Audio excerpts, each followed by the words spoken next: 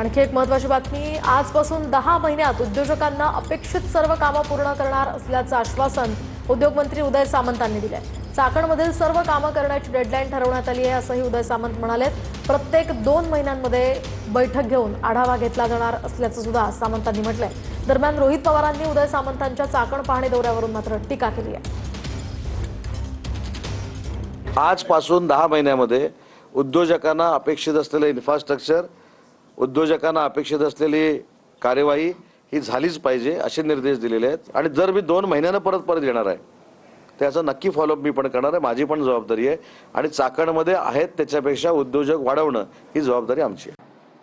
Chakan MIDC मध्ये अडचण आली, काही व्यावसायिक पुढे आले, त्यांनी प्रेस कॉन्फरन्स घेतली आणि ती प्रेस कॉन्फरन्स घेतल्यानंतर मग सगळीकडे गडबड निर्माण झाली आणि मग तुम्ही रविवारच्या दिवशी तिथं जात असाल, मग आतापर्यंत तुम्ही काय केलं तर फक्त गोट्या खेळायला काय असा प्रश्न त्या ठिकाणी निर्माण होतो। आणि प्रेस कॉन्फरन्स मधले काही मुद्दे आमच्यापर्यंत आले, त्याच्यात त्यांनी चर्चा करत असताना 10 महिन्यात हे करू ते करू बरंच काय सांगितलं।